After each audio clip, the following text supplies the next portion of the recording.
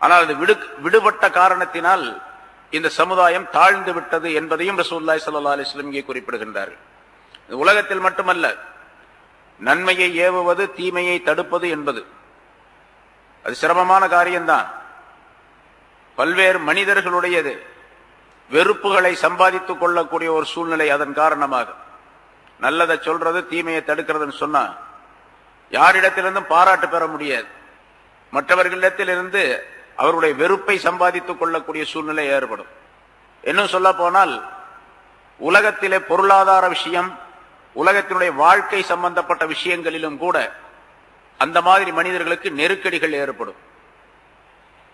ஆனால் அதையெல்லாம் சகித்துக் கொண்டு அல்லாஹ் இப்படித்தான் சொல்லி இருக்கின்றான், அவனுடைய ரசூல் ஸல்லல்லாஹு அலைஹி வஸல்லம் அவர்கள் இப்படித்தான் செய்ய சொல்லி இருக்கின்றார்கள் என்ற எண்ணத்தோடு உறுதியோடு அந்த மனிதர் அதை செயல்படுத்துவாரே ஆனால் அது உலகத்திலே மிகப்பெரிய வெற்றியை இந்த மனிதருக்கு பெற்றுத்தரும்.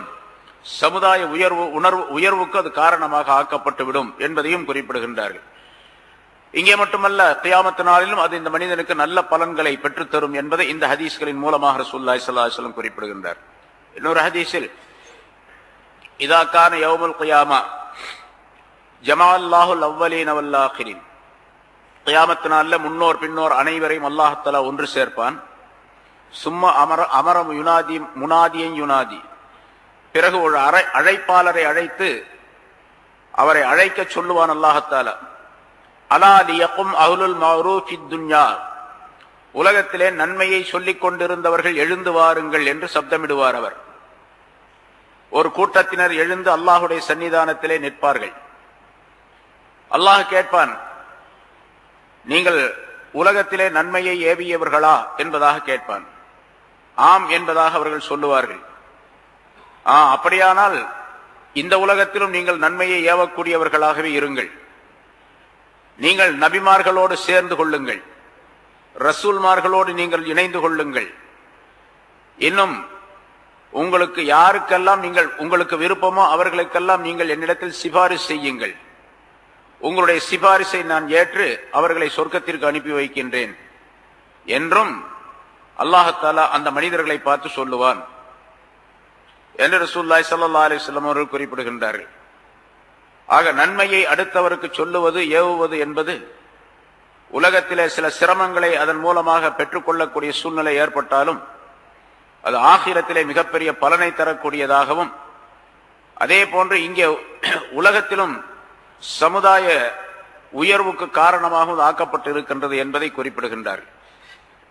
அல்லாஹ் தஆலா சொல்லி அந்த ஆயத்திலே குன்தும் கைர உம்மத்தின் உக்ரிஜத் லின்னாஸ், மனிதர்கள் பலன் பெறுவதற்காக வேண்டி வெளியாக்கப்பட்ட சமுதாயத்தினர் நீங்கள் மிகச் சிறந்தவர்கள் என்று நம்மை பார்த்து அல்லாஹ் தஆலா சொல்லுகின்றான். காரணம் சொல்லும் பொழுது தஅமுரூன பில் மஅரூஃப் வ தன்ஹவுன அனில் முன்கர், நன்மையை நீங்கள் ஏவுகிறீர்கள், தீமைகளை தடுக்கின்றீர்கள் என்பதாக சொல்லுகின்றான். ஆக நன்மையை ஏவி தீமையை தடுப்பது என்பது ஒரு மிகப்பெரிய காரியம். அதன் மூலமாக உலகத்திலும் ஆகிரத்திலும் மிகச் சிறந்த பலன்களை மனிதர்கள் பெற்றுக்கொள்ள முடியும்.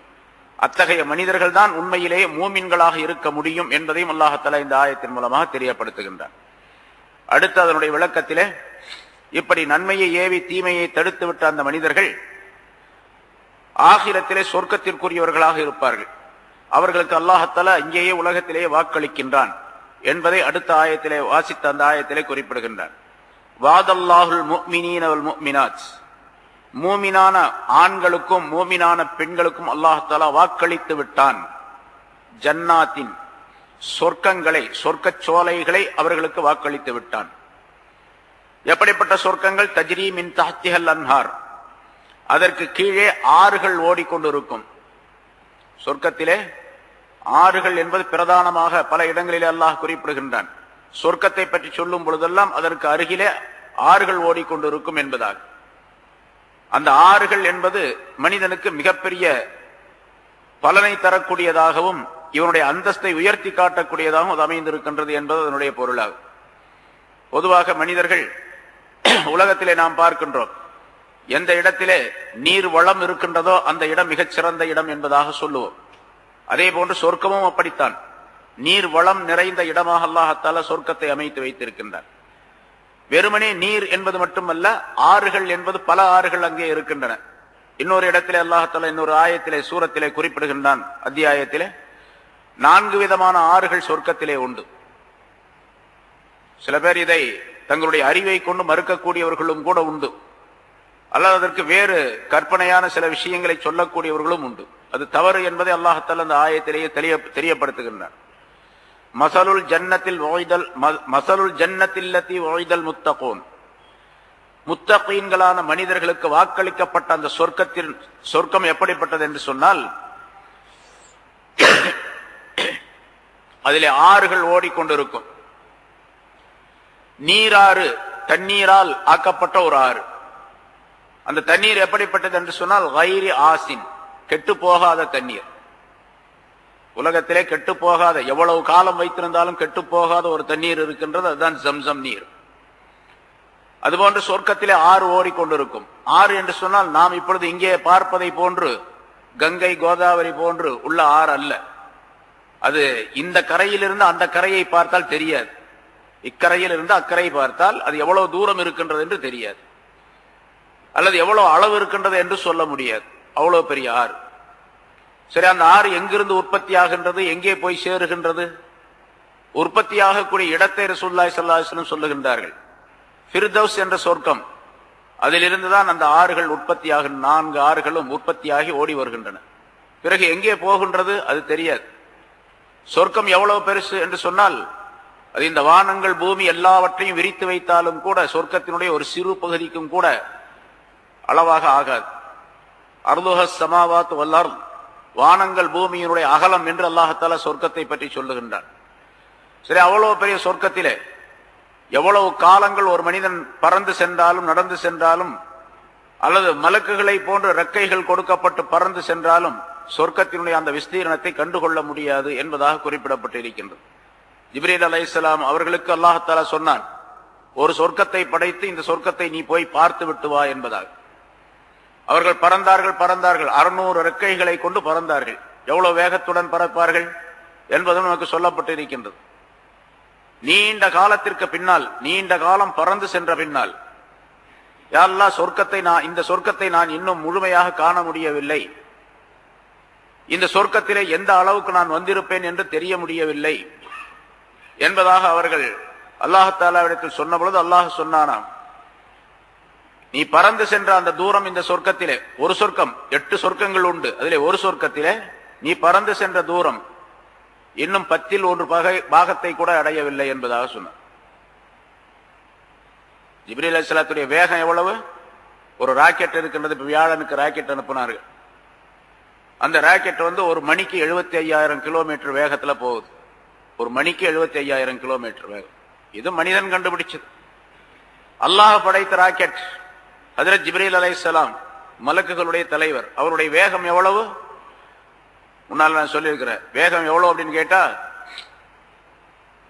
ஹஜ்ரத் யூசுப் அலைஹிஸ்ஸலாம் அவர்கள் குழந்தையாக இருக்கும்பொழுது, சிறுவராக இருக்கும்பொழுது அவர்கள் சகோதரர்களால் கிணற்றில் தள்ளப்பட்டார்கள். கிணற்றினுடைய விளிம்பில் இருந்து உள்ள தள்ளிவிடக்கூடிய நேரத்தில்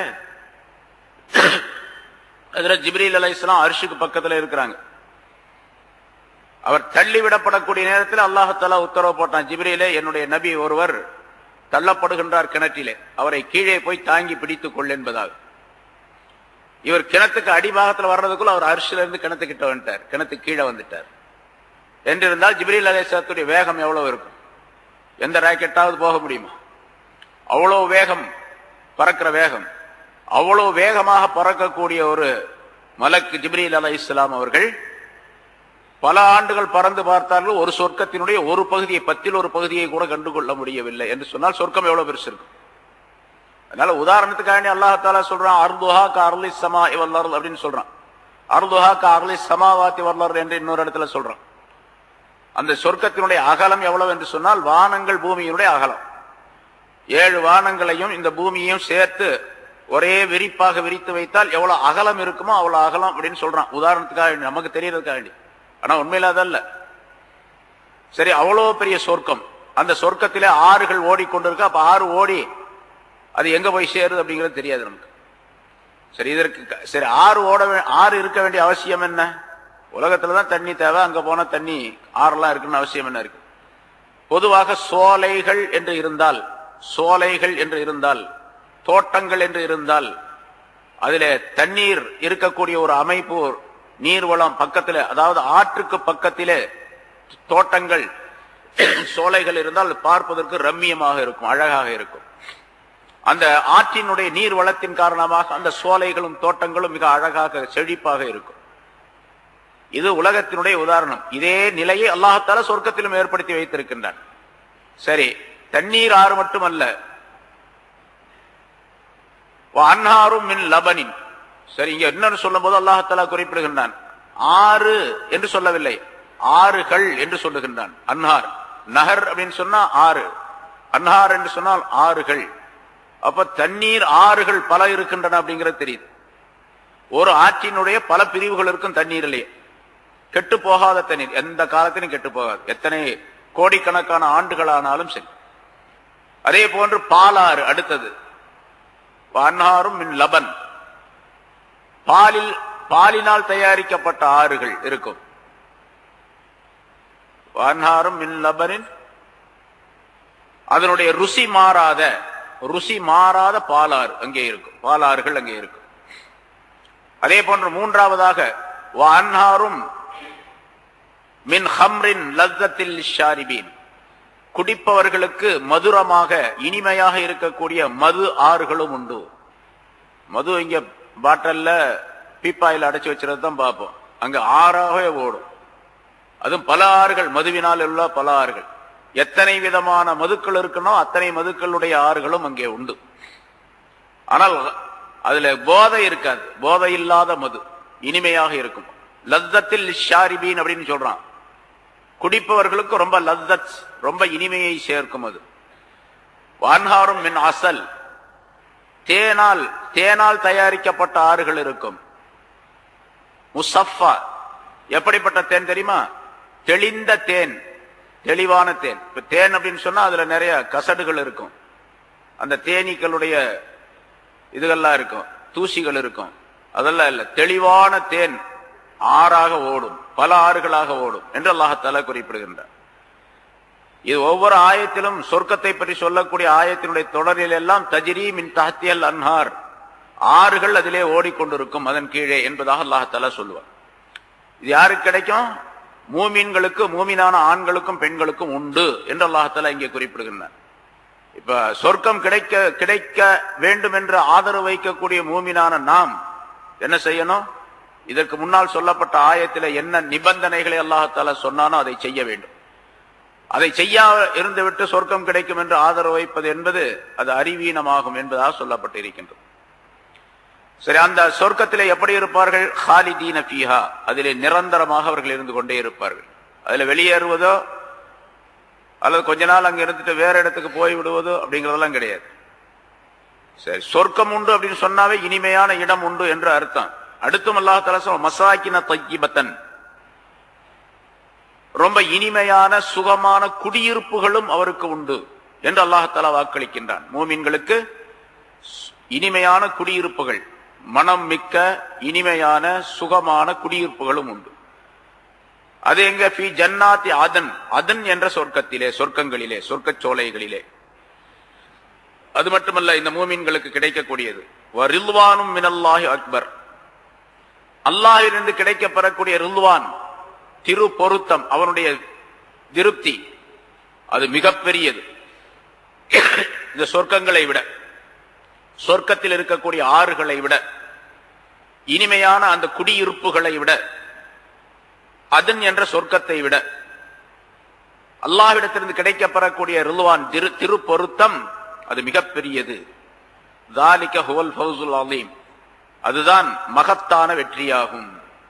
மகத்தான வெற்றி பெற்றவர் என்று சொல்லப்படுபவர் எப்பொழுது இந்த நிலையை அடைகின்றாரோ அப்பொழுதுதான் வெற்றி பெற்றார் என்பதாக பொருளாகும். இங்கே உலகத்திலே மனிதர்கள் சொல்லிக் கொள்ளுகின்றார்கள், நான் வெற்றி பெற்று விட்டேன் இந்த விஷயத்திலே, என்னுடைய காரியத்திலே என்று. ஒவ்வொருவரும் ஒவ்வொரு துறையை, ஒவ்வொரு நிலையை பற்றி சொல்லுவார், நான் வெற்றி பெற்று விட்டேன் என்பதாக. உண்மையிலேயே வெற்றி என்பது எதுவென்று சொன்னால், சொர்க்கத்திலே இந்த நிலையை யார் அடைகின்றாரோ அவர்தான் வெற்றி பெற்றவராக ஆவார். இப்ப சொர்க்கத்திலே அந்த நிலையை அடைய வேண்டும் என்று சொன்னால் அதற்கு என்ன செய்ய வேண்டும் என்பதையெல்லாம் அல்லாஹ்தஆலா முந்தைய ஆயத்துகளிலே அல்லாஹ் சொல்லி காட்டினார். அதையெல்லாம் செய்ய வேண்டும். இந்த ஆயத்து சம்பந்தமாக ரசூலுல்லாஹி ஸல்லல்லாஹு அலைஹி வஸல்லம் அவர்களிடத்தில் கேட்கப்பட்டது. இங்கே ஜன்னாத்தின் தஜ்ரீ மின் தஹ்திஹல் அன்ஹார் ஹாலிதீன ஃபீஹா என்ற ஒரு பகுதி, மசாகின தய்யிபத்தன் ஃபீ ஜன்னாத்தி அதன் என்ற இன்னொரு பகுதி, வரிதுவானும் மினல்லாஹி அக்பர் என்ற ஒரு பகுதி. இதுவெல்லாம் மூமின்களுக்கு கிடைக்கும் என்று அல்லாஹ் தஆலா சொல்லுகின்றானே, இதனுடைய விளக்கம் என்ன என்பதாக கேட்கப்பட்ட பொழுது ரசூலுல்லாஹி ஸல்லல்லாஹு அலைஹி வஸல்லம் சொன்னார்கள், இந்த மசாகின தய்யிபா இனிமையான குடியிருப்புகள் ஜன்னாத் அதன் சொர்க்கத்தில் அதன் என்ற சொர்க்கத்திலே உண்டு என்று சொல்லுகின்றன. அதனுடைய விளக்கத்தை நபி அவர்கள் சொல்லுகின்றார்கள். அது மசாகின தய்யிபா என்பதும் ஜன்னாத் அதன் என்பது ஜன்னத்தானி மின் ஜஹபின், தங்கத்தினால் ஆக்கப்பட்ட இரண்டு சொர்க்கங்கள், தங்கத்தினால் தயார் செய்யப்பட்ட இரண்டு சொர்க்கங்கள். ஆனியத்துஹுமா வமா ஃபீஹிமா, அங்க இருக்கக்கூடிய எல்லா பொருள்களும், பாத்திரங்களும் மற்ற பொருள்கள் அனைத்துமே எல்லாம் தங்கத்தால் தயார் செய்யப்பட்டிருக்கும். இன்னொரு ரெண்டு சொர்க்கம் இருக்கும், ஜன்னத்தானி மின் ஃபில்லத்தின் ஆனியத்துஹுமா வமா ஃபீஹிமா,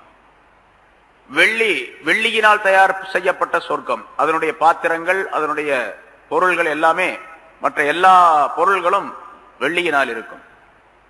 வமா பைனல் கௌமி பைன அன் யன்துரு இலா ரப்பிஹிம் இல்லா ரிதாஉல் கிப்ரியா அலா வஜ்ஹிஹி ஃபீ ஜன்னத்தி ஆதன்.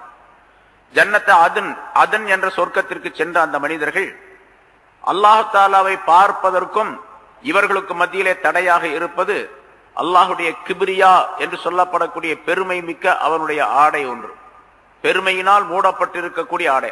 பெருமை முழுவதுமே அல்லாஹுக்கு சொந்தம் என்பதாக சொல்லப்பட்டு இருக்கின்றது. பெருமை அனைத்தும் அல்லாஹுக்கே சொந்தம். அல்லாஹ்வே சொல்லுகின்றான், அல் கிப்ரியா ரிதாஇ, பெருமை என்பது என்னுடைய மேலாடை என்பதாக சொல்லுகின்றான். எனக்கு உரிய ஒரு ஆடை அது. யாராவது ஒருவர் பெருமை எனக்கு உரியது என்பதாக சொல்லுவாரேயானால் அவரை நான் வேதனை செய்வேன் என்று ரசூலுல்லாஹி ஸல்லல்லாஹு அலைஹி வஸல்லம் அல்லாஹ் சொல்லியதாக சொல்லுகின்றார்கள். பெருமை என்பது எனக்குரியது, யாரும் அதிலே உரிமையை கொண்டாடக்கூடாது, பெருமை அடிக்கக்கூடாது. பெருமை அடித்தால் அவரை கட்டாயமாக நான் வேதனை செய்வேன் என்பதாக சொல்லுகிறேன். இப்ப அல்லாஹ் தஆலா அந்த பெருமை என்ற ரிதா, அந்த பரிவட்டத்தை, அந்த மேலாடையை நீக்குவான். அப்பொழுது அல்லாஹ் தஆலா மக்களுக்கு அந்த அதன் என்ற சொர்க்கத்திலே உள்ள சொர்க்கவாசிகளுக்கு காட்சி அளிப்பான் என்பதாக குறிப்பிடுகின்றார். ஜன்னத்து அதன் என்பது இப்படிப்பட்டது என்று குறிப்பிடுகின்றார். அதுல 4 விதமான சொர்க்கங்கள் இருக்கும். 2 சொர்க்கம், இது நம்ம வாயால சொல்லலாமே தவிர இதனுடைய ஹகீகத், உண்மையான நிலை, அதனுடைய தன்மை எப்படி இருக்கும் அப்படின்னு போனா தான் தெரியும். சரி, 2 சொர்க்கம் தங்கத்தினால், 2 சொர்க்கம் வெள்ளியினால் ஆக்கப்பட்டது. மறுபடியும் சொன்னார்கள், இன்னலில் முஃமினி ஃபில் ஜன்னத்தில் ஹைமா மின் லுஅலின் வாஹிதத்தின் முஜவ்வஃபா. ஒரு மூமினான மனிதருக்கு சொர்க்கத்திலே, அதாவது சில மூமினானவர்களுக்கு கொடுக்கப்படக்கூடிய விஷயம் அப்படின்னு அர்த்தம், ஒரு பெரிய மாளிகை ஒன்று கொடுக்கப்படும். அது ஒரே ஒரு முத்தினால் செய்யப்பட்டிருக்கும். ஒரு முத்து தான், முத்து இருக்குதே, அந்த முத்தினால் செய்யப்பட்ட ஒரே முத்து. அதனுடைய உயரம் எவ்வளவு இருக்கும் என்று சொன்னால் 60 மைல் கொண்டதாக இருக்கும். அந்த முத்தினுடைய உயரம் மட்டும் 60 மைல். ஒரே முத்தினால கடைந்தெடுக்கப்பட்ட செய்யப்பட்ட ஒரு மாளிகை ஒரு மூமினான மனிதருக்கு சொர்க்கத்திலே கொடுக்கப்படும். இதெல்லாம் அல்லாஹ் தஆலாவுடைய குத்ரத்துல பெருசல்ல. ஒரு முத்து, அது ஒரு மாளிகை, அதனுடைய உயரம் 60 மைல், 100 கிலோமீட்டர் உயரம். லில் முஃமினி ஃபீஹா அஹ்லூன், மூமினுக்கு, மூமினான மனிதருக்கு சொர்க்கத்திலே அந்த இடத்துல குடும்பத்தினர்கள் இருப்பார்கள், மனைவிகள் எல்லாருமே இருப்பாங்க, அவங்க குடும்பத்தை சார்ந்தவர்கள்லாம் இருப்பாங்க. யதூஃபு அலைஹிம், அவர்களிடத்தில் அந்த மனிதன் போய் வருவான். ஒரு நாளைக்கு இங்கே இருப்பான், அல்லது கொஞ்ச நேரம் இங்கே இருப்பான், கொஞ்ச நேரம் அடுத்தவரிடத்தில் பேசிட்டு இருப்பான். இன்னொரு மனைவி அல்லது அவருடைய குடும்பத்தார்கள், இந்த உலகத்தில் உறவினர்கள், அவர்கள் எல்லாம் பெற்றோர்கள் மற்றவர்கள் எப்படி இருப்பாங்க. கொஞ்ச நேரம் இங்கே இருப்பான், அடுத்த நாள் இருப்பான், அடுத்தது அங்க இருப்பார், இப்படியே இருப்பார்.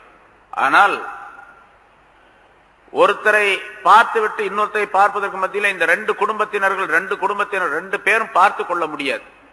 அந்த அளவுக்கு நீண்ட தொலை தூரம் உள்ளதாக இருக்கும்.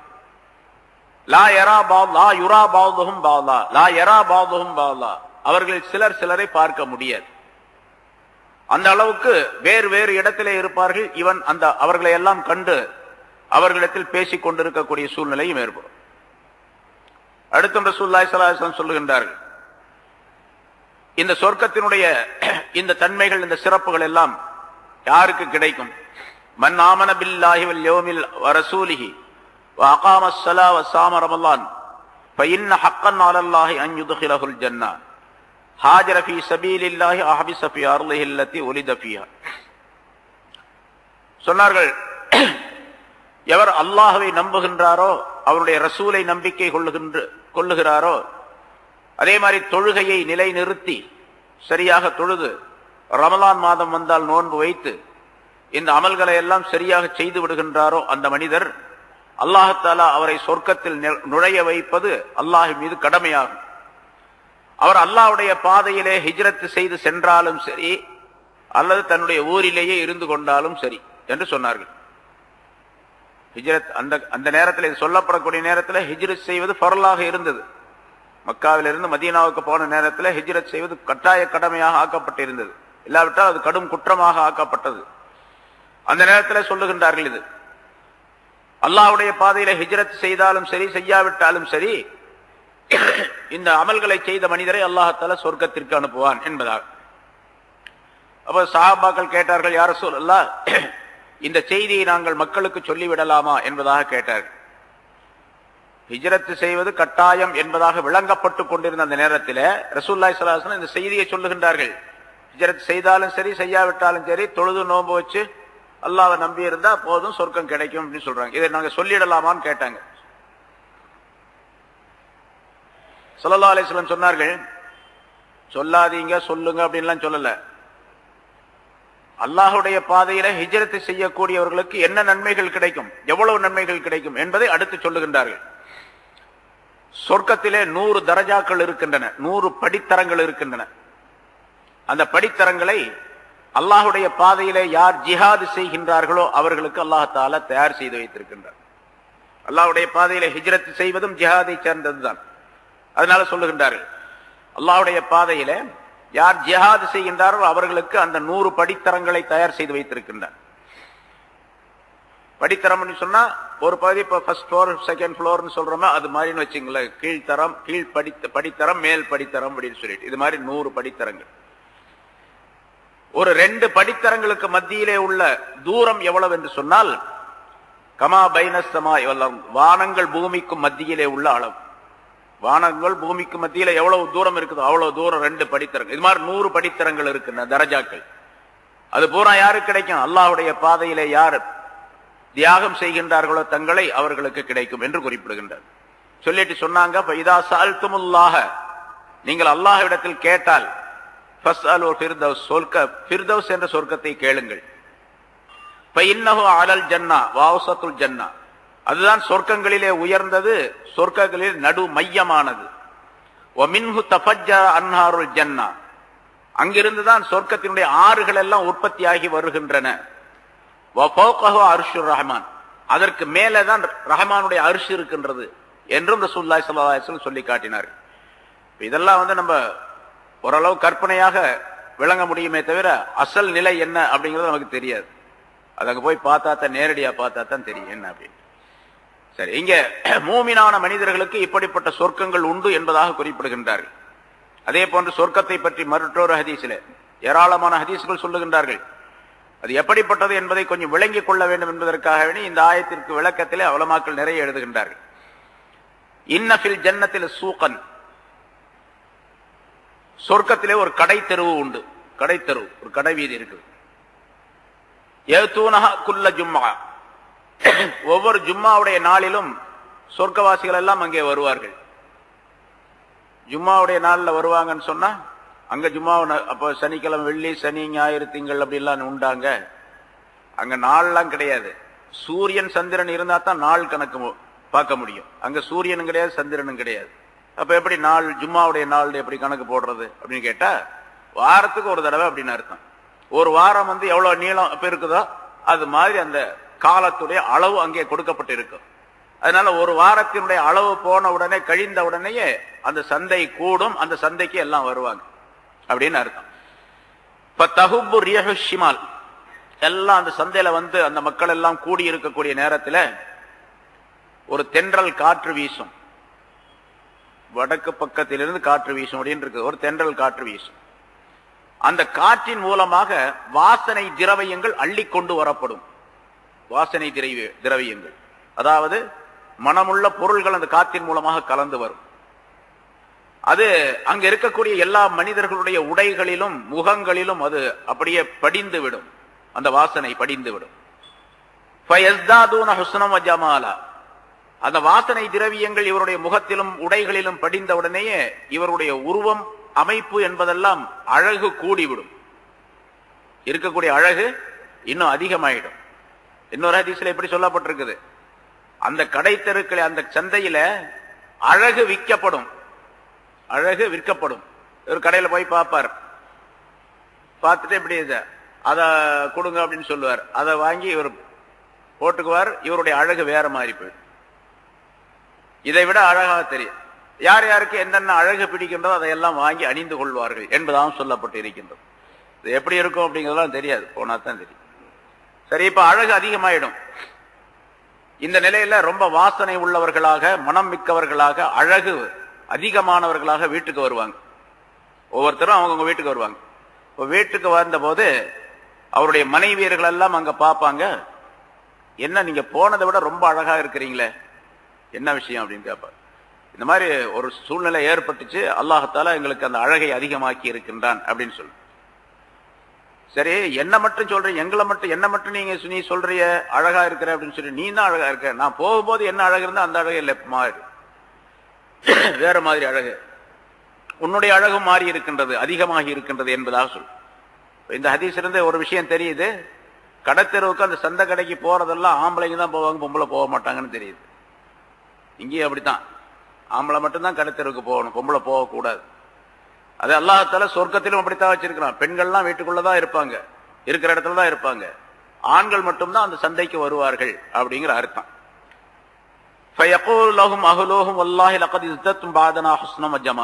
சரி, அப்ப நீங்களும் அழகா இருக்கிறீங்க, நாங்களும் அழகா இருக்கிறோம் என்று சொல்லி மகிழ்வார்கள் என்பதாக ரசூலுல்லாஹி ஸல்லல்லாஹு அலைஹி வஸல்லம் குறிப்பிடுகின்றார். இது அந்த சொர்க்கத்தை பற்றி உள்ள சில விளக்கங்கள். இது போன்ற ஏராளமான ஹதீசுகள் இருக்கின்றன.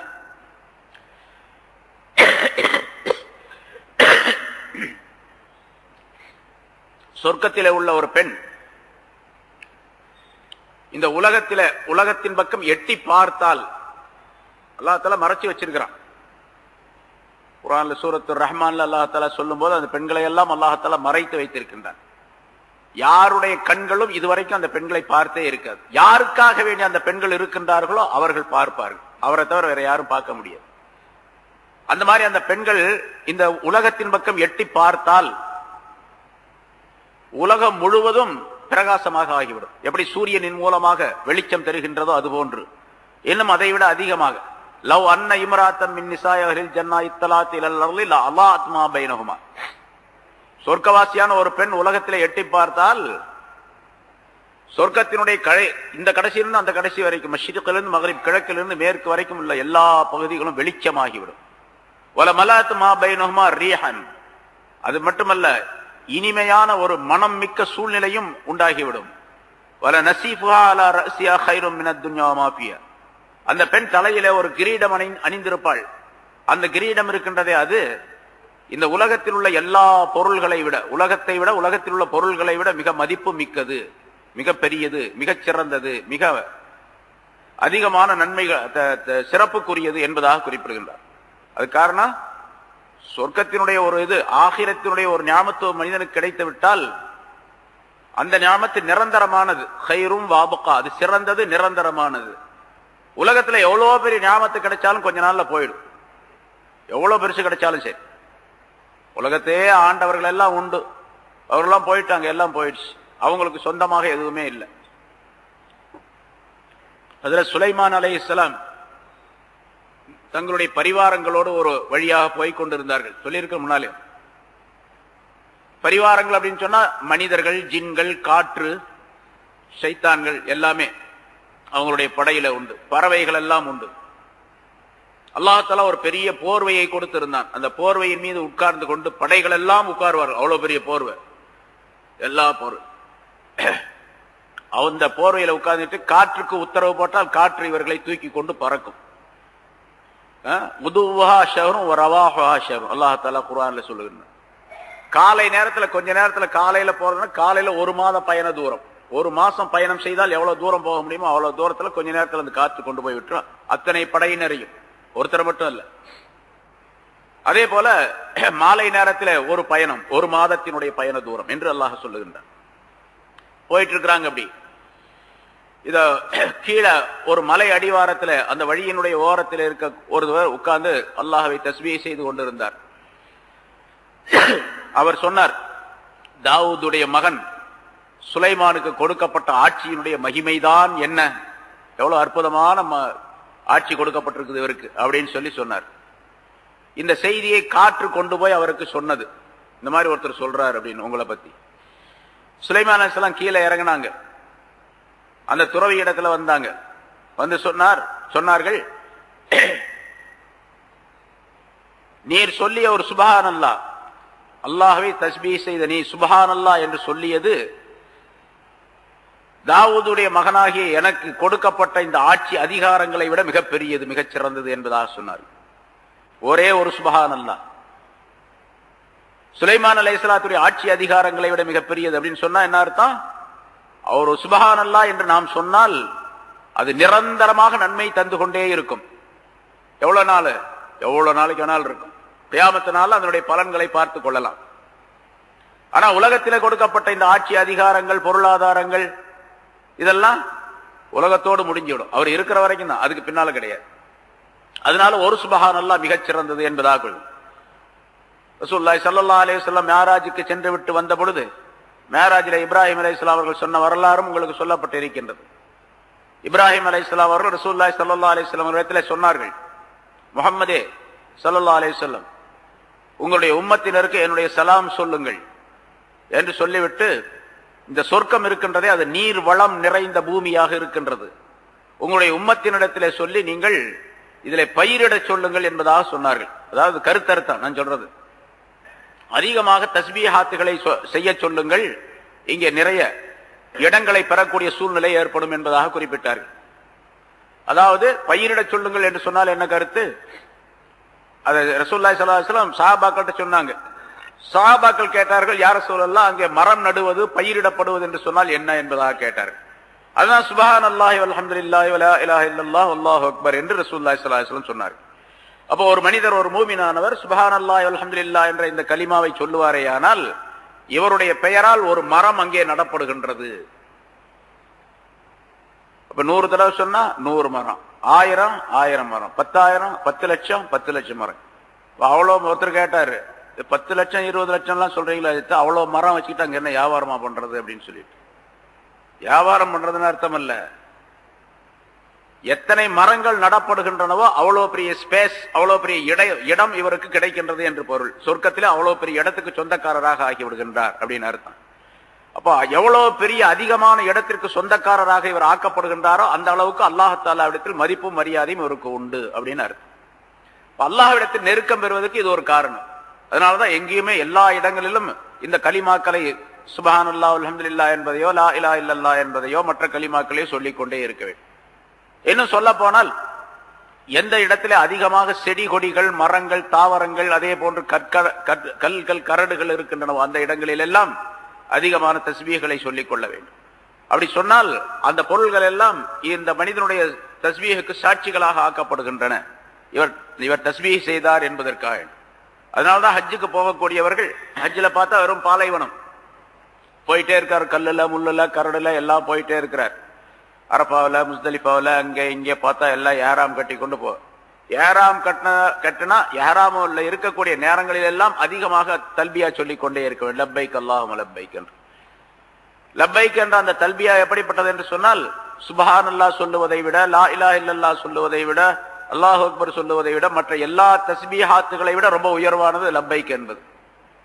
ஏராம் கட்டி இருக்கக்கூடிய ஒருவருக்கு எல்லா கலிமாக்களை விட, எல்லா ஜிக்ருகளை விட உயர்வான ஜிக்ரு லப்பைக் என்பது, தல்பியா சொல்லுவது. அதனாலதான் எப்ப இஹ்ராம் கட்டினாரோ அதிலிருந்து ஒரு குறிப்பிட்ட நேரம் வரைக்கும் அவர் தல்பியா சொல்லிக் கொண்டே இருக்க வேண்டும் என்று விதிக்கப்பட்டிருக்கின்றது.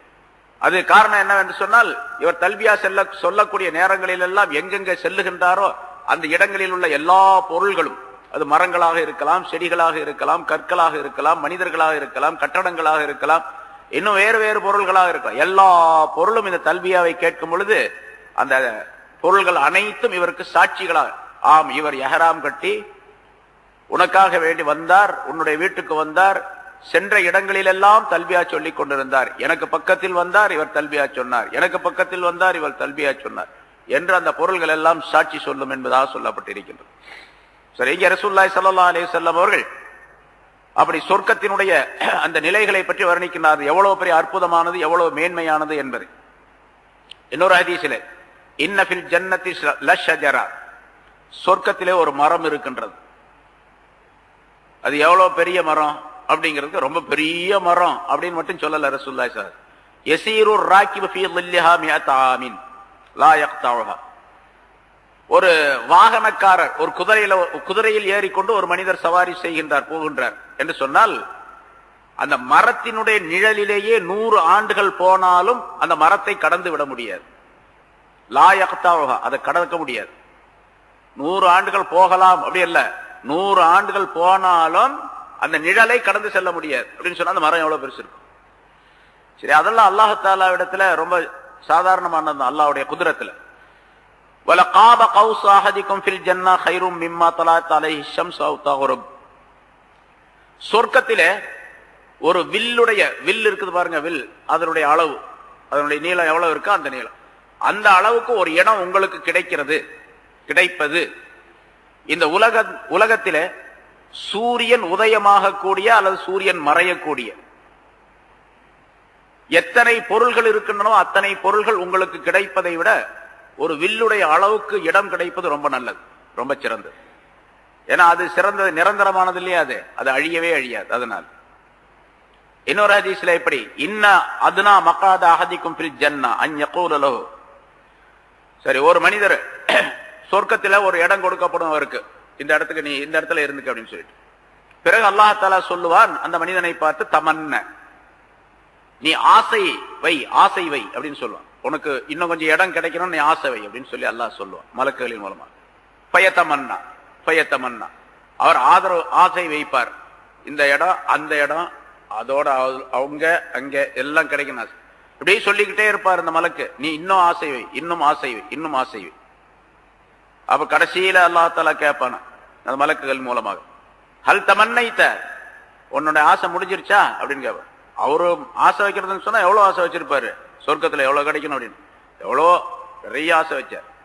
அவ்வளோ ஆசை வைத்த, நீ ஆசை வைத்த இடங்கள் எல்லாம் உனக்கு உண்டு, ஆசை வைத்த பொருள்கள் எல்லாம் உனக்கு உண்டு என்று சொல்லிவிட்டு,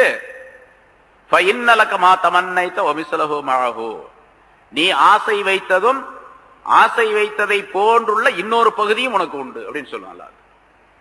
நீ ஆசை வச்ச மாதிரி அதுவும் கிடைக்கும், அதை போல இன்னொரு பகுதியும் உனக்கு கிடைக்கும். இதெல்லாம் எதுக்கு சொல்லப்படுதுன்னு சொன்னா, சில பேர் சொல்லுவாங்க, இப்ப உள்ள சில அறிவியல் சம்பந்தப்பட்டவர்கள், அறிவாளிகள் சொல்லிட்டு இருக்கிறவங்க சொல்லுவாங்க, இதெல்லாம் சும்மா ஒரு உதாரணத்துக்காக சொல்லப்பட்டதே தவிர இப்படி எல்லாம் கிடைக்கும் அப்படிங்கறதெல்லாம் கிடையாது அப்படின்னு. கிடையாது அப்படிங்கிறதுக்காக வேண்டிய ரசூலுல்லாஹி ஸல்லல்லாஹு அலைஹி வஸல்லம் சொல்லுவாங்க, அல்லாஹ் தஆலா சொல்லுவான்.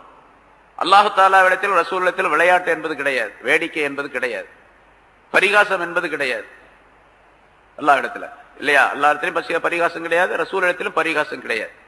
அதனால சொல்லப்பட்ட அத்தனையும் உண்மையான விஷயங்கள்.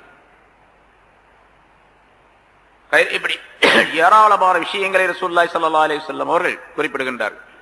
இன்ன அவ்வல ஜும்ரத்தின் யதுகுலூனல் ஜன்னா அலா சூரத்தில் கமரி லைலத்துல் பத்ர். சொர்க்கத்திலே முதலாக நுழையக்கூடியவர் எவ்வளவு அழகாக இருப்பார் அப்படிங்கிறது முதல்ல பௌர்ணமி அன்று 14ஆம் பிறை அன்று சந்திரன் எவ்வளவு அழகாக இருக்கின்றது அது போன்றுள்ள அமைப்பிலே முதல் தரம் உள்ளவர்கள் நுழைவார்கள். இரண்டாவது நுழையக்கூடியவர்கள் அதை விட கொஞ்சம் கம்மி, ரொம்ப பிரகாசிக்கக்கூடிய நட்சத்திரங்களை போன்றவர்கள் இருப்பார்கள். மூன்றாவது நுழையக்கூடியவர்கள் அதை விட கொஞ்சம் கம்மி. இப்படி தரஜா வாரியாக அவர்களுக்கு நுழையக்கூடிய அமைப்பில் அவர்களுடைய அழகும் கொடுக்கப்படும். ஆனா அழகு வித்தியாசமாக இருந்தாலும் கூட சொர்க்கவாசிகள் முழுவதும் எல்லாருமே ஒரே மாதிரி கல்புடையவர்களாக, மனமுடையவர்களாக இருப்பார். இப்ப நம்ம சொல்றோம், ஒரு மனிதர் இருக்கார், அவர் நல்ல இதயம் உள்ளவர்கள், நல்ல மனம் உள்ளவர். அவர் எந்த விதமான அழுக்கும் தீமையும் அவருடைய மனசுல கிடையாது. அவர் மனசு ரொம்ப சுத்தமான மனசு, பால் போன்ற மனசு. எந்த விதமான கெட்ட எண்ணமும் அவரிடத்துல கிடையாது, சின்ன கெட்ட எண்ணம் கூட கிடையாது அப்படின்னு ஒருத்தர் சொல்றேன்னு வச்சுங்க. ஆமா, அப்படின்னு சொர்க்கவாசி எப்படி இருப்பாருன்னு கேட்டா உண்மையிலேயே அப்படி பால் போன்றுள்ள எண்ணம் உள்ளவராக இருப்பார். எந்த விதமான தீமையான எண்ணமோ கெடுதியோ மற்றவரை பற்றி தவறாக நினைப்பது எதுவுமே இருக்காது அவருக்கு.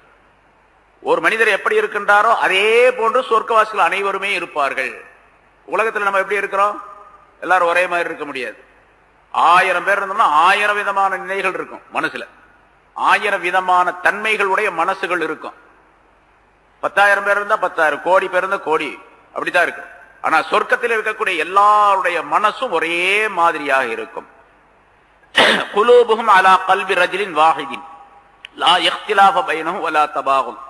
எல்லா மனிதர்களுடைய கல்பும் ஒரே மாதிரி இருக்கும், அவங்களுக்கு மத்தியில வித்தியாசமே கிடையாது, எந்த விதமான கசடுகள் அதுவும் கிடையாது. லிகுல்லி இம்ரிஇம் மின்ஹும் ஸௌஜதானி மினல் ஹூரில் ஐன். அந்த சொர்க்கவாசிகள் ஒவ்வொருவருக்கும் 2 மனைவியர்கள் தரப்படுவார்கள். ஹூருல் ஐன், சொர்க்கத்தினுடைய அந்த கன்னிகைகளில் இருந்து. இங்கே உள்ள பெண்களும் இருப்பார்கள், அங்குள்ள பெண்கள் தயார் செய்யப்பட்ட அந்த பெண்கள் இருப்பார்கள். ஒவ்வொருத்தருக்கும் 2 மனைவிகள் கொடுக்கப்படுவார்கள். அதை விட அதிகமாக இருக்கும், குறைவாக இருக்கும். இங்கே இந்த ஹதீஸ்ல 2 சொல்றாங்க. சரி, அந்த 2 பேருடைய சிபாத்து தன்மை என்னவென்று சொன்னால், அவருடைய காலை பற்றி சொல்லுங்க. கரண்டை கால் இருக்குது, அது அதனுடைய வெளியிலிருந்து பார்த்தால் உள்ளே இருக்கக்கூடிய அந்த எலும்பிலே உள்ளே இருக்கக்கூடிய அந்த மூளை, அதனுடைய எலும்புக்குள்ள இருக்க மூளை உறிஞ்சி சாப்பிடுறோமா இல்லையா, அது தெரியும். அப்ப கண்ணாடி போன்றவர்கள் இருப்பார்கள். தெரியும் சொன்னா எல்லாரும் பார்ப்பாங்கிற அர்த்தம் அல்ல, அந்த பெண்களுடைய தன்மை இப்படி இருக்கும் என்று ரசூலுல்லாஹி ஸல்லல்லாஹு அலைஹி வஸல்லம் விளக்குகின்றார்கள். எலும்பு, சதைக்கு பின்னால எலும்பு, எலும்புக்குள்ளே இருக்கக்கூடிய அந்த முஹ் என்று சொல்லப்படக்கூடிய அந்த மூளை, இது பூராமே தெரியும் வெளியிருந்து பார்த்து. அந்த அளவுக்கு அந்த பெண்கள் கண்ணாடியை போன்று இருப்பார்கள் என்பதாக பொருளாகும். அந்த பெண்கள் அவர்கள் அணிந்திருக்கக்கூடிய அவர்கள் அல்லாஹ்வை தஸ்பீஹ் செய்வார்கள். அந்த பெண்கள் அணிந்திருக்கக்கூடிய எல்லா பொருள்களும் தஸ்பீஹ் செய்யும். அதே மாதிரி சொர்க்கவாசிகளும் அப்படித்தான். சொர்க்கவாசிகள் அணிந்திருக்கக்கூடிய செருப்பும் அல்லாஹ்வை தஸ்பீஹ் செய்து கொண்டிருக்கும். சரி, அந்த சொர்க்கவாசிகள் தன்மை என்ன? லா யஸ்குமூன வலா யபூலூன். அவர்கள் நோய்வாய்ப்பட மாட்டார்கள், யாருக்கும் எந்த நோயும் ஏற்படாது சொர்க்கத்திலே. அவர்கள் சிறுநீர் கழிக்கவும் மாட்டார்கள். வலா யதகவ்வதுன், மலம் கழிக்கவும் மாட்டார்கள். வலா யத்குலூன், எச்சில் துப்பவும் மாட்டார்கள். வலா யதமஹத் வலா யம்தஹிதூன், காரல் எச்சிலும் அவருக்கு வராது. சாதாரண எச்சிலும் வராது, காரல் எச்சிலும் அவர்களுக்கு வராது. ஆக எந்த விதமான அசூசையும் கிடையாது. எச்சில் வருவதும் கிடையாது. இன்னும் எப்படி இருப்பாங்க அது தெரியாது. நம்ம இப்ப இருக்கக்கூடிய உடலை வைத்து, இந்த உடலுடைய அமைப்பை வைத்து நம்ம கணக்கு போடக்கூடாது. சொர்க்கத்தினுடைய உடலுடைய அமைப்பே வேற. அது எல்லா அமைப்பும், அதாவது கண்ணு, காது, மூக்கு, நாக்கு என்று இந்த உறுப்புகள் என்னென்ன செயல்களை செய்யணும், இந்த செயல்கள்லாம் அங்க மாறுபட்டு இருக்கும். ஏன்னா இந்த கண்களால் அல்லாஹ்வை பார்க்க முடியாது அப்படின்னு நீங்க தெளிவுபடுத்தப்பட்டிருக்கு. சொர்க்கத்துக்கு போன பின்னால அந்த கண்களால் அல்லாஹ்வை பார்க்க முடியும். அல்லாஹ்வை பார்க்கக்கூடிய கண்களை அல்லாஹ்தாலா அங்கே தருவார். நீண்ட தூரங்களில் இருந்து, அதாவது சொர்க்கம் 100 தரஜாக்கள் அப்படின்னு சொல்லப்பட்டிருக்கு. எவ்வளவு தூரம் இருக்கு, ஒரு இடத்துல இருந்து இன்னொரு இடத்துல பேசக்கூடிய விஷயங்களை கேட்கக்கூடிய ஆற்றலை காதுகளுக்கு அல்லாஹ்தாலா தருவார். குர்ஆன்ல அல்லாஹ்தாலா சொல்லி காட்டுகின்றான், சொர்க்கவாசிகள் நரகவாசிகளை பார்ப்பாங்க, நரகவாசிகள் கேட்பாங்க, உங்களுக்கு கொடுத்த உணவை எங்களுக்கு கொஞ்சம் கொடுங்களேன் அப்படின்னு கேட்பாங்க. நரகத்துக்கு சொர்க்கத்துக்கு எவ்வளவு தூரம் பக்கத்திலே இருக்கும்? அது ஏதாவது செல்போன் வச்சு பேசிக்கிறாங்களா? அதெல்லாம் ஒண்ணும் கிடையாது. அவங்க கேட்பாங்க, போன்லாம் கிடையாது, சும்மா தான் கேட்பாங்க. அங்கிருந்து எங்களுக்கு கொஞ்சம் உணவு கொடுங்க, உங்களுக்கு கொடுத்த உணவை எங்களுக்கு கொடுங்க அப்படின்னு, கொஞ்சம் தண்ணி கொடுங்கன்னு கேட்பாங்க. இது இந்த சொர்க்கவாசிகளுக்கு காதல விழுகும். சொர்க்கவாசிகள் காதல் விழுகிறது மட்டுமல்ல, பார்க்கவும் செய்வாங்க. சூரத்து சாஃபாத் என்ற அத்தியாயத்தில் அல்லாஹ் சொல்லும் பொழுது, சொர்க்கத்தில் உள்ள 2 பேர் பேசிட்டு இருப்பாங்க. உலகத்தில் இருக்கும்போது நம்ம நண்பர் ஒருத்தர் இருந்தாரு, நான் சொல்லி பார்த்தேன், அந்த ஆள் கேட்க மாட்டேன்ட்டாரு. இந்த மாதிரி அல்லாஹ்வை நம்புப்பா, நீ அல்லாஹ் வணங்கு அப்படின்லாம் சொன்ன கேட்க மாட்டேன்ட்டாரு. இப்ப அந்த ஆளு நரகத்துல இருக்கிறாரு, இங்க வாயன் காட்டுறேன் அப்படின்னு சொல்லிட்டு அவரை கூட்டு போய் காட்டுவாராம். அவர் எட்டி பாப்பாரா, அந்த அவர் தெரிவார் நரகத்தில் இருக்கக்கூடிய. இவர் சொல்வார், உன்னை அல்லாஹ்வை போன்னு சொல்வார். எனக்கும் அல்லாஹ்தாலா பெரிய உதவி செஞ்சிட்டான், இல்லன்னு சொன்னா அந்த ஆள் கூட நானும் இருக்க வேண்டிய சூழ்நிலை ஏற்பட்டிருக்கும் என்று சொர்க்கத்தில் இருக்கக்கூடிய இந்த மனிதர் சொல்லுகிறார் என்று அல்லாஹ் குர்ஆன்ல சொல்லி காட்டுகின்றார். அப்ப சொர்க்கத்தில் இருக்கக்கூடிய நரகத்தில் இருக்கக்கூடியவரை பார்க்கிறார். அப்ப கண்ணுடைய பார்வை எப்படி இருக்கும்? அவர் என்ன கேட்கிறாரோ அது இவருக்கு காதுல விழுகுது. இவர் திருப்பி பதில் சொல்றாரு, இன்னல்லாஹ் ஹர்ரமஹுமா அலல் காஃபிரீன், காபிர்களுக்கு இந்த சொர்க்கத்தில் உள்ள உணவையும் குடிப்பையும் ஹராமாக்கி வச்சிருக்கிறார், அதெல்லாம் கொடுக்க முடியாது அப்படின்ற. இவர் சொல்றது அவருக்கு கேட்குது. அப்ப கேள்வியினுடைய காதினுடைய அந்த செவிப்புலன் வேறு, கண்களுடைய இது வேறு, அங்க இருக்கக்கூடிய சூழ்நிலையே வேறு. அது ஒரு தனி படைப்பாக அல்லாஹ் ஆக்கி வைப்பான் என்பதாக பொருளாகும். அதனால அங்கே எந்த விதமான தீமைகளும் ஏற்படாது. எச்சிலும் கூட துப்ப மாட்டார்கள், எச்சில் துப்ப மாட்டார்கள். சஹாபாக்கள் நிறைய கேட்டாங்க, சந்தேகங்கள்லாம் நிறைய கேட்டாங்க. யார சூழல்லாம் அங்கே மனைவியர்கள் இருப்பார்கள் அப்படின்னு சொல்றீங்களே, ஒரு மனிதன் குழந்தை பெறுவானா அப்படின்னு கேட்டார். தேவைப்பட்டா பெத்துக்குவாங்க, குழந்தை பெத்துக்குவாங்க. ஒரு மனிதனுக்கு குழந்தை வேண்டும் என்று நினைக்கின்றான், உடனே குழந்தை அவனுக்கு கொடுக்கப்படும். சரி, எப்படி குழந்தை பிறக்கும் அப்படின்னு கேட்டாங்க. எப்படி குழந்தை பிறக்கும்? அந்த மனிதன் மனைவியுடன் உறவு கொள்ளுவான்.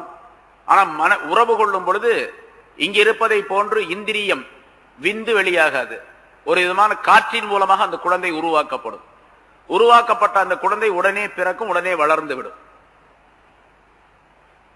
உடனே மந்திரம் போடுற மாதிரி உடனே வந்து உடனே குழந்தை வளரும். தேவைப்பட்டா குழந்தை கொடுக்கப்படும். முன்னால் நிறைய சொல்லியிருக்கிறோம். ஒரு சஹாபி கேட்டார், யார சொல்லலாம் அங்க விவசாயம் உண்டா அப்படின்னு கேட்டார். அவர் மதீனாவை சேர்ந்த ஒரு விவசாயி. அவர் விவசாயம் உண்டா? ஆம், விரும்பினால் விவசாயமும் செய்யலாம். ஆனால் அந்த விவசாயம் தானியத்தை போடுவாரு, உடனடியாக கதிர் மேலே வந்துவிடும், உடனே அறுவடை செய்வார். அப்ப அது டேஸ்ட், அந்த அது வேணும் அப்படின்னு சொன்னா அது கொடுக்கப்படும். குதிரை உண்டா அப்படின்னு கேட்டார் ஒருத்தர், ஒரு சஹாபி. குதிரை இருக்குதாங்க அப்படின்னு சொல்லிட்டு.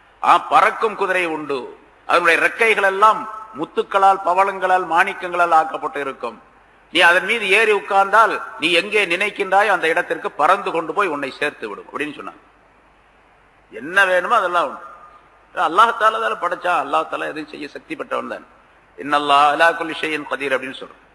ஆனியத்துஹுமுஸ் ஸஹபு வல் ஃபில்லா, அங்க இருக்கக்கூடிய பாத்திரங்கள் எல்லாம் தங்கம் வெள்ளியானது. அம்ஷாத்துஹுமுஸ் ஸஹபா, அப்ப பாருங்க, அங்க சீப்பு சீவறதுக்கு சீப்பு இருக்கும், முடி வச்சிருப்பாருன்னு அர்த்தம். அப்போ முடி இருக்கும், நல்ல அருமையான எண்ணெய்கள்லாம் இருக்கும், தைலங்கள்லாம் உயர்தரமானது எல்லாம் போட்டு சீவுவாரு.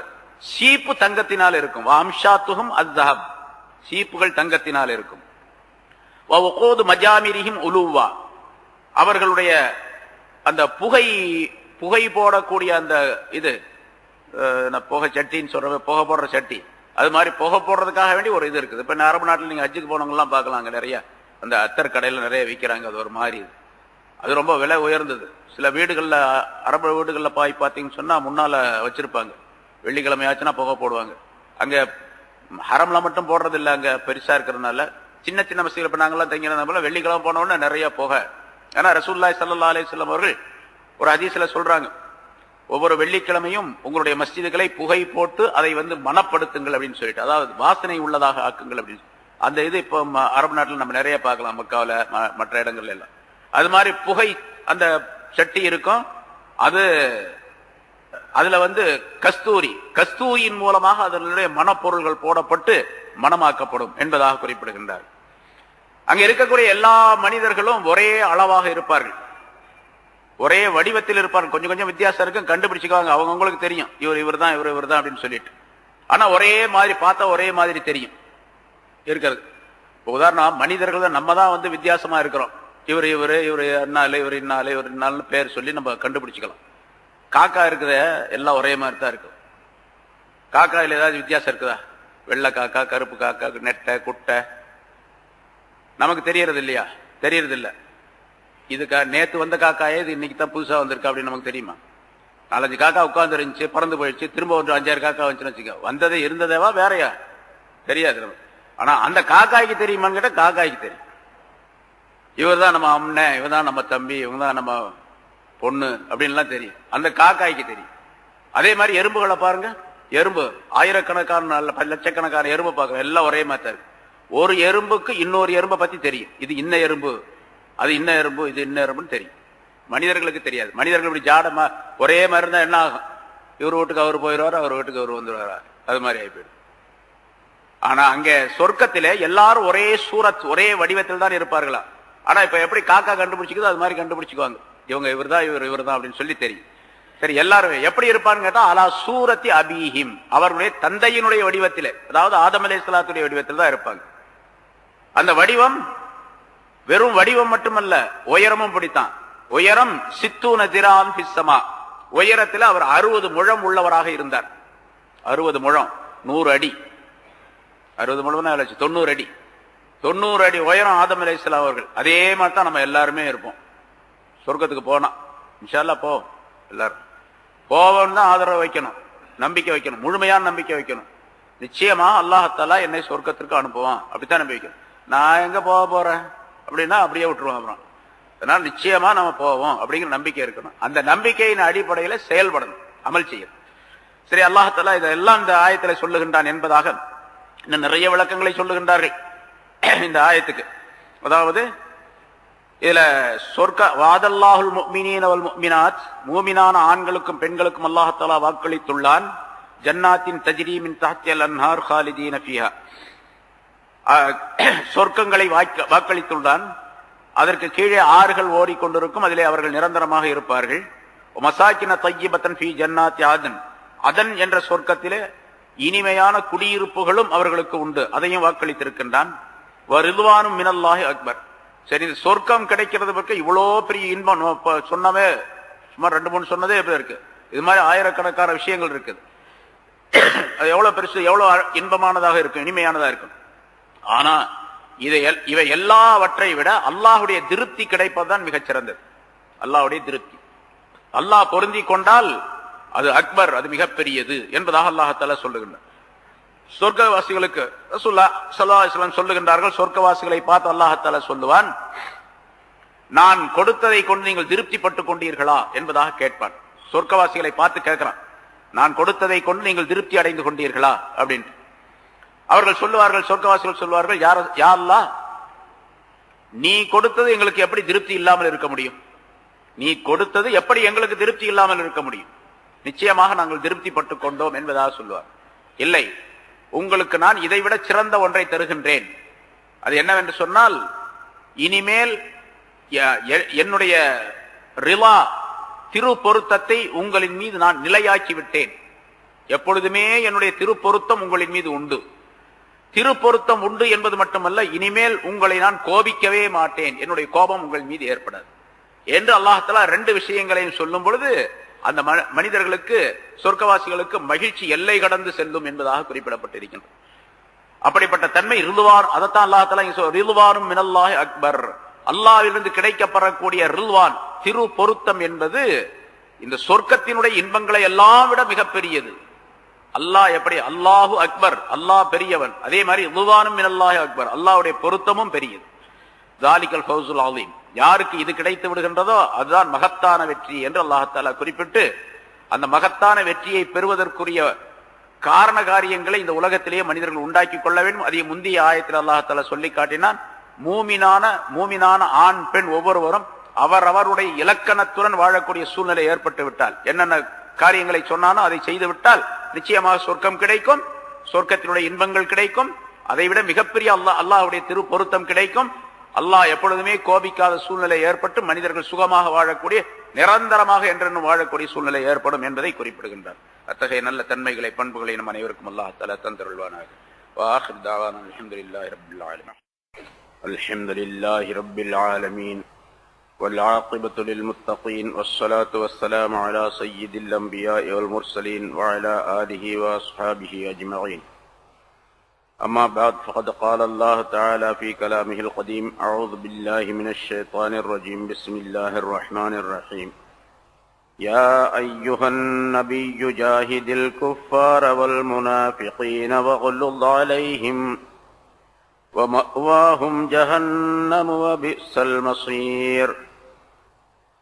يحلفون بالله ما قالوا ولقد قالوا كلمة الكفر وكفروا بعد إسلامهم وهموا بما لم ينالوا وما نقموا إلا أن أغناهم الله ورسوله من فضله فإن يتوبوا يك خيرا لهم وإن يتولوا يعذبهم الله عذابا أليما في الدنيا والآخرة وما لهم في الأرض من ولي ولا نصير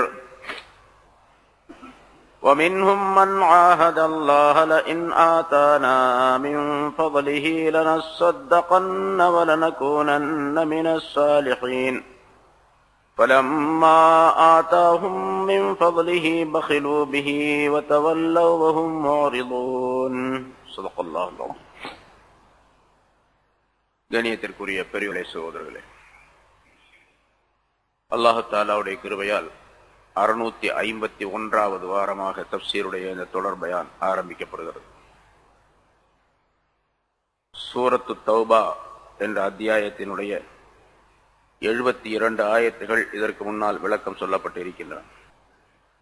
அடுத்ததாக முனாஃபிகீன்களை பற்றி சில விஷயங்களை அல்லாஹ் தஆலா சொல்லி காட்டுகின்றான். யா அய்யுஹன் நபிய்யு ஜாஹிதில் குஃபார வல் முனாஃபிகீன், நபி அவர்களே, காஃபிர்களிடத்தில் நீங்கள் போரிடுங்கள், ஜிஹாது செய்யுங்கள். முனாஃபிகீன்களிடத்திலும் ஜிஹாது செய்யுங்கள். வக்லுல் அலைஹிம், அவர்களிடத்தில் கடினமாக நடந்து கொள்ளுங்கள்.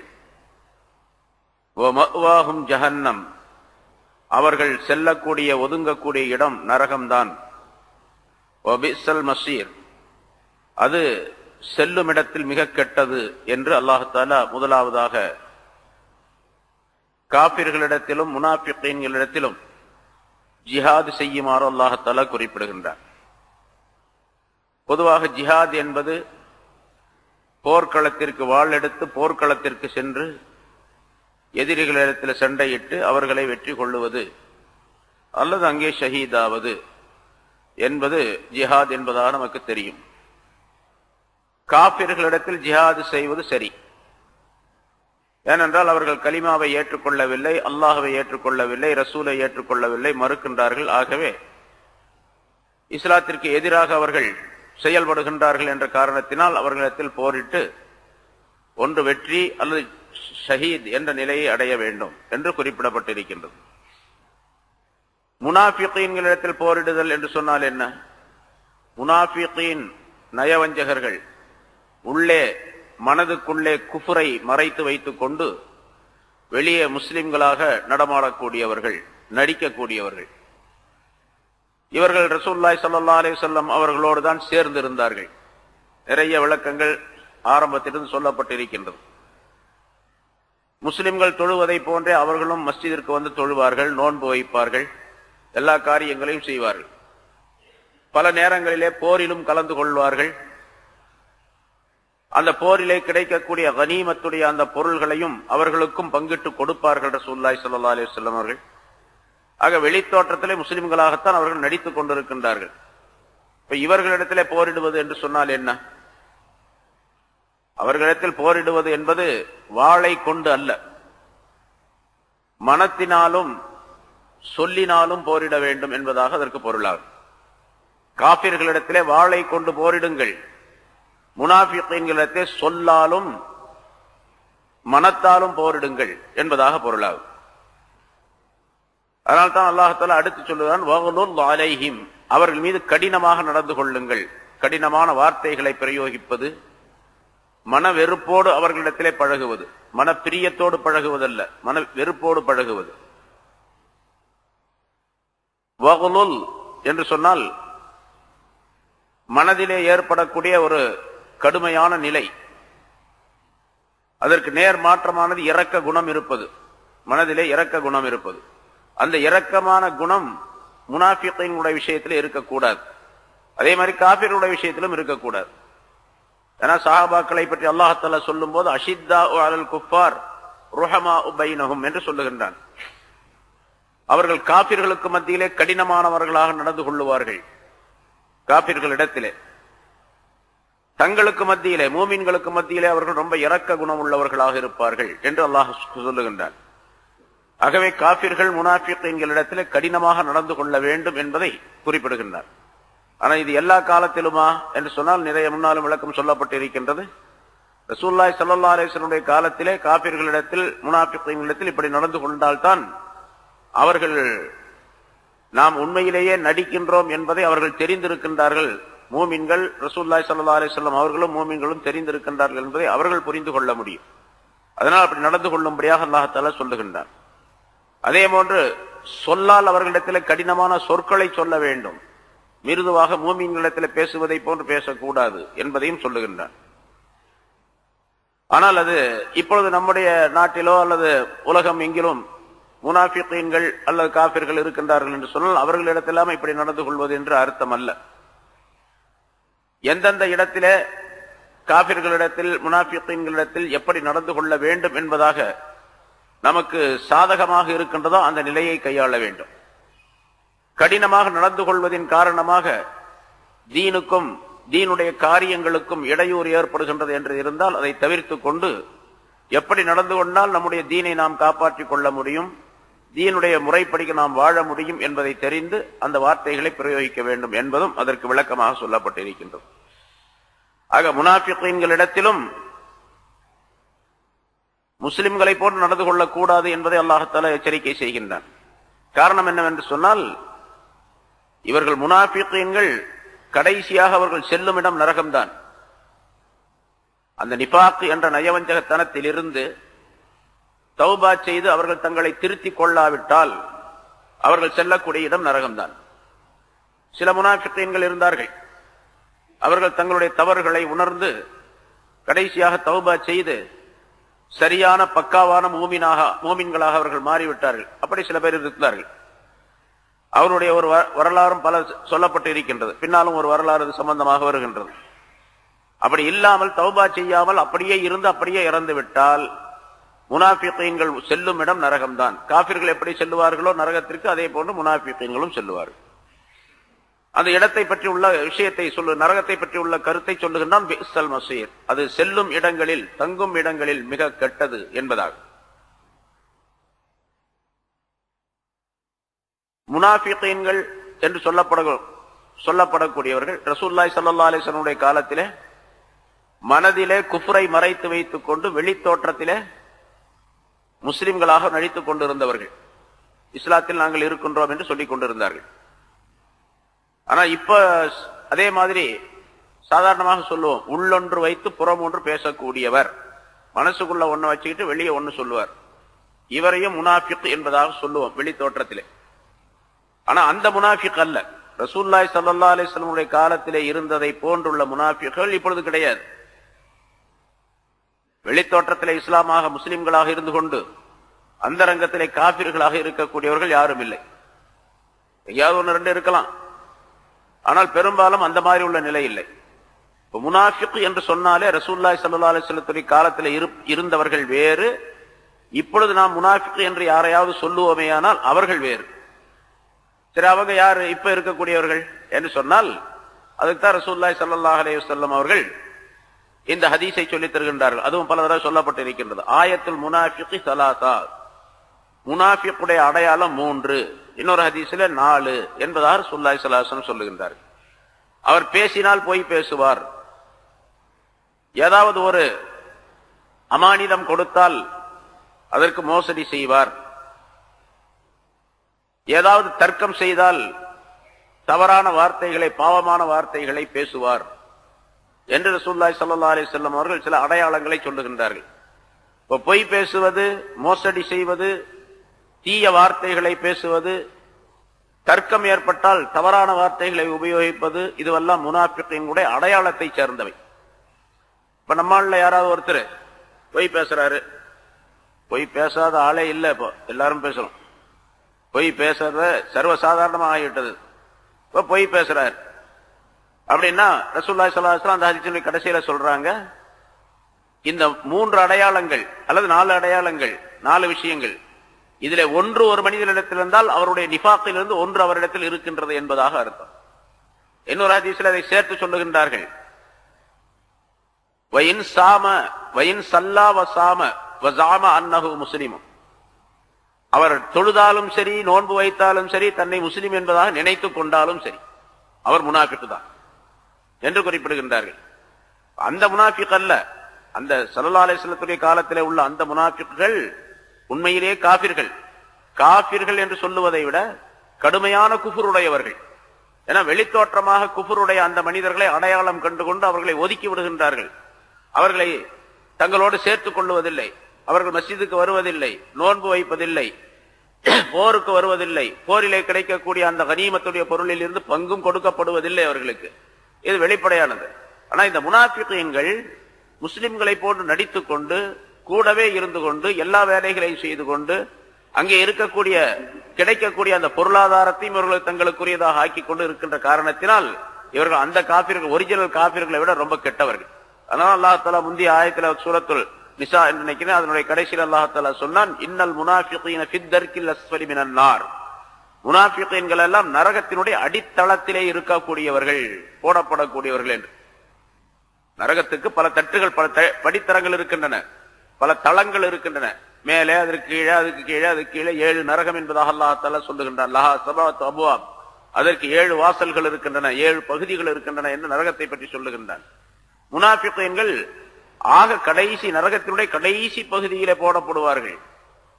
அந்த கடைசி பகுதி கடுமையான வேதனைப்படுத்தப்படக்கூடிய ஒரு இடம். அதிலே முனாஃபிகீன்கள் போடப்படுவார்கள் என்று சொன்னால் இந்த சாதாரண காபிர்களை விட ரொம்ப கடுமையான குற்றத்திற்குரியவர்கள், தண்டனைக்குரியவர்கள் என்பதாக தெரிகின்றது. சரி, அந்த முனாஃபிகீன்களிடத்திலே அப்படி நடந்து கொள்ள வேண்டும். ரசூலுல்லாஹி ஸல்லல்லாஹு அலைஹி வஸல்லம் அந்த முனாஃபிகீன்கள் ரசூலுல்லாஹி ஸல்லல்லாஹு அலைஹி வஸல்லம் அவர்களுக்கு அல்லாஹ் தஆலா காட்டி கொடுத்திருந்தான்.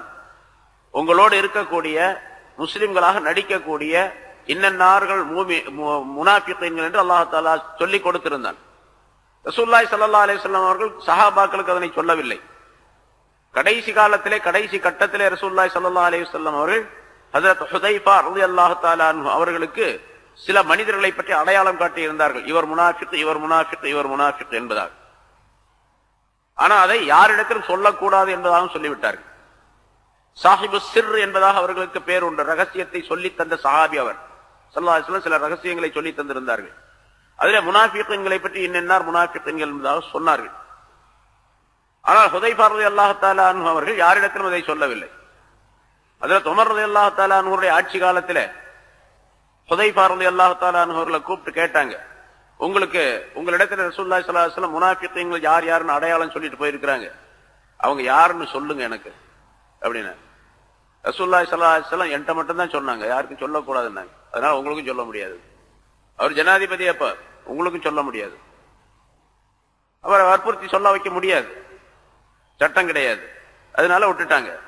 ஆனா உமர் ரலியல்லாஹு தஆலா அன்ஹு தந்திரமா ஒரு வேலை செஞ்சாங்க. முனாஃபிகீன்களுடைய ஜனாசாவுக்கு தொழக்கூடாது என்று அல்லாஹ் தஆலா சட்டம் போட்டான்.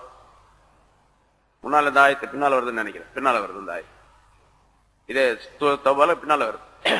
தொழக்கூடாது, லா தகும் அலா கப்ரி என்ற அந்த ஆயத்தின் மூலமாக முனாஃபிகீன்களுடைய ஜனாசாவை நீங்கள் தொழ வைக்க கூடாது என்று அல்லாஹ் தஆலா சொன்னார்.